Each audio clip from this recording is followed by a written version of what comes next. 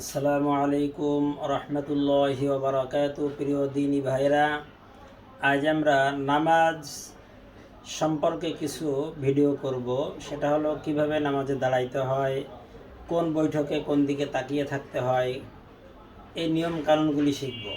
প্রথমত, যখন আমরা নামাজে দাঁড়াবো, দেখতে হবে যে টাকনুর উপরে আমার লুঙ্গি বা সালোয়ার এটা আছে কি না। এবং আরেকটা কথা অবশ্যই জানা দরকার, সেটা হলো এই যে অলওয়েজ পুরুষের কাপড় টাকনুর উপরেই থাকতে হবে আর মহিলাদের টাকনুর নিচে থাকবে। এটা বৈজ্ঞানিক ব্যাখ্যাও আছে। যদি এটা না থাকে, টাকনুর ঢাকা থাকে পুরুষের, এতে অনেক ক্ষতি হয়, হরমোনজনিত অনেক ক্ষতি হয়। অতএব টাকনু উপরে কাপড়টা থাকতে হবে, এটা অবশ্যই খেয়াল রাখতে হবে। এরপরে কি করতে হবে, পাটা স্বাভাবিক 4 আঙ্গুল বা 6 আঙ্গুল ফাঁকা রাখতে হবে।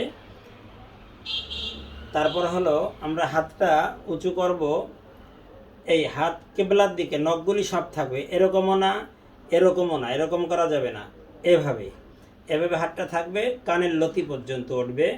এভাবে আল্লাহু আকবার বলে এই 2টা আঙ্গুল দিয়ে, আর 3টে আঙ্গুল এভাবে থাকবে। 2 আঙ্গুল দিয়ে হলো ধরতে হবে, আর 3টা আঙ্গুল এভাবে থাকবে, ছেড়ে দিতে হবে যেখানে যায়। জোর করে নিচেও দেওয়া যাবে না, উপরেও দেওয়া যাবে না, ছেড়ে দিতে হবে যেখানে যায়, তাদের নাভি পর্যন্ত থাকে। এবং তখন কোথায় তাকায় থাকতে হবে, সিজদা যেখানে যাবে আমার ওইখানে তাকায় থাকতে হবে, অন্য কোনো দিকে তাকানো যাবে না, ডাইনে বামে কোথাও কোনো তাকানো যাবে না। এটা হলো দাঁড়ানোর নিয়ম গেল। এরপরে যখন আমরা রুকু দিব, দাঁড়াইলাম, দাঁড়ানোর পরে হাত বেঁধে কি পড়তে হবে, সানা পড়তে হবে। সুবহানাকা আল্লাহুম্মা, সুবহানাকা আল্লাহুম্মা হবে না, এটা ম্যাক্সিমাম লোকে এই ভুলটা করে, সুবহানাকা আল্লাহুম্মা বলে না, সুবহানাকা আল্লাহুম্মা ওয়া বিহামদিকা ওয়া তাবারাকা ইসমুকা ওয়া তাআলা জাদ্দুকা ওয়া লা ইলাহা গায়রুক। তারপরে আউযু বিল্লাহি মিনাশ শাইতানির রাজিম, বিসমিল্লাহির রহমানির রহিম পড়ে সূরা ফাতিহা পড়ে সূরা মিলাইয়া এরপরে রুকুতে যেতে হবে। কিভাবে, যখন রুকুতে যাব তখন সিজদার দিকে তো আমি তাকানো ছিলাম, এখন আস্তে আস্তে নজরটা একেবারে নিচের দিকে এসে 2 পার বুড়ো নখের দিকে যাবে। কিভাবে, আমি দাঁড়াইছিলাম, সিজদার দিকে তাকানো ছিলাম, এখন আল্লাহু আকবার। এখন এই রুকুটা এভাবে হবে, আমি মাথা উঁচু করে এইভাবেও রাখা যাবে না, এইভাবেও নিচে করা যাবে না। আবার অনেকে দেখা যায়, অনেক হুজুররাও, আমি হুজুরদের কথা বললে আবার অনেকে রাগ হয়, অনেক হুজুরদেরও দেখছি এইভাবে দেয়, মানে হাত ভাঙিয়ে দেয়, আবার এইভাবে কোড়া হয়ে দেয়, কেউ আবার এইভাবে দেয় না, সব ভুল। কিভাবে হবে, এই নখগুলি এইভাবে রাখতে হবে, এভাবে রেখে এই হাঁটু এভাবে ধরতে হবে, ধরে ঠিক এই হাত সোজা, কোনো এখানে ব্যান্ড নাই, সোজা রাখার পরে এবং পিঠটাও টান টান রাখতে হবে, ঘাড়ে এখানে পানি ঢেলে দিলে যেন পিছন দিয়ে পড়ে যায়, এরকম থাকতে হবে। ইচ্ছে করে এরকমও করা যাবে না, এরকমেরও করা যাবে না। কিভাবে, এভাবে থাকতে হবে। নজর থাকবে কোথায়, 2 পার বুড়ো নখের দিকে নজর থাকবে। এবং কি বলবো, সুবহানা রাব্বিয়াল আযীম, সুবহানা রাব্বিয়াল আযীম, সুবহানা রাব্বিয়াল আযীম। সুবহান রাব্বিল আযীম, সুবহান রাব্বিল আযীম, এটা ভুল, এভাবে করা যাবে না। 3বার 5বার 7বার যে কয়বার মনে চায়, বেজোড় সংখ্যা বললেই ভালো, বেজোড় সংখ্যা বলতে হবে। এরপর কিভাবে দাঁড়াইতে হবে, সামি আল্লাহু লিমান হামিদা।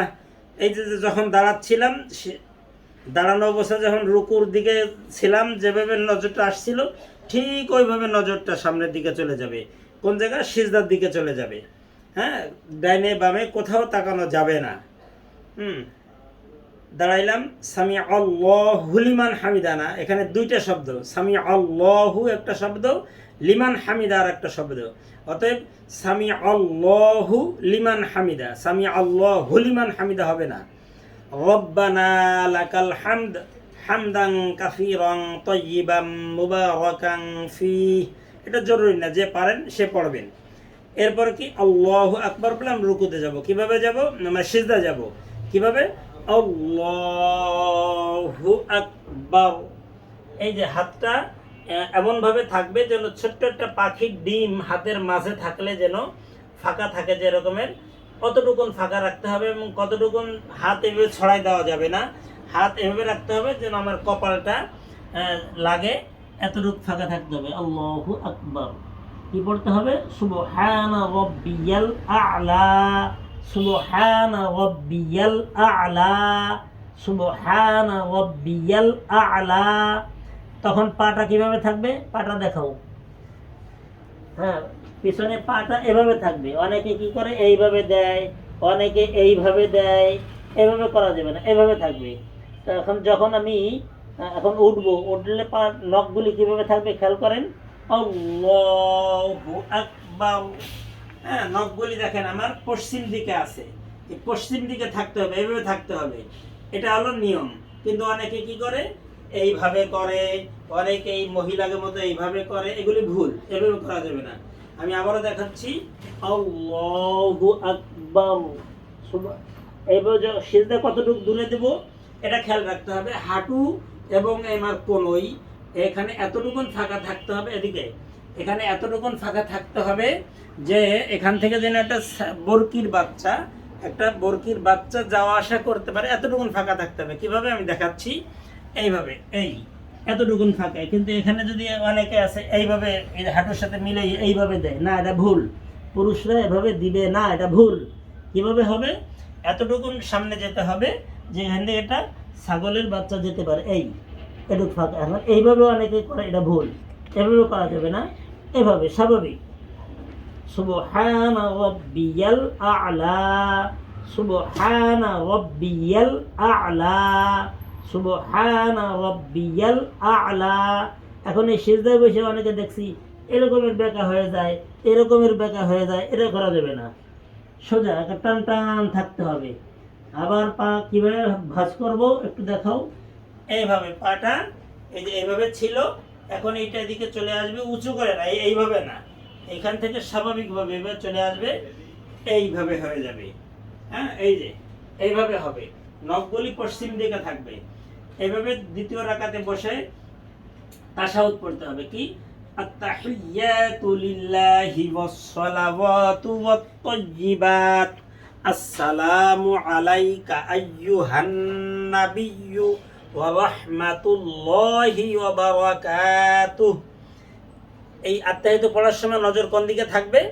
এই দুই পার মাঝখানে থাকবে। নজর ডাইনে বামে উপর দিকে সামনের দিকে কোনো দিকে যাবে না, দুই পার মাঝখানের দিকে থাকবে।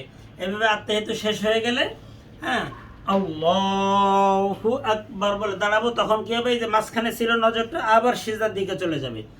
এভাবে করে এই হলো ওঠা বসার নিয়ম, রুকু সিজদার নিয়মটা দেখানো হলো।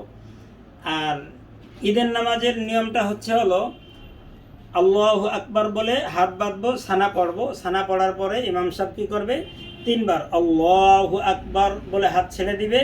এভাবে 3 বার করার পরে আবার হাত বেঁধে কেরাত পড়বে। দ্বিতীয় রাকাতে কি করবে? আগে কেরাত পড়বে, এরপরে 3টা তাকবীর দিয়ে রুকু সিজদা করে নামাজ শেষ করবে। এলো ঈদের নামাজের নিয়ম।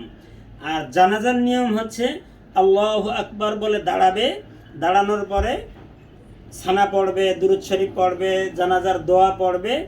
এরপরে এই যতই মানে 4 তাকবীর যে দিবে, এই তাকবীর বলার সময় কখনো এই ঈশান নামাজের সময় ঈদের নামাজের মতো হাত উঁচু করা যাবে না। জানাজার নামাজে হাত উঁচু হবে না, জানাজার নামাজে হাত নামাজের মতো বাঁধা থাকবে।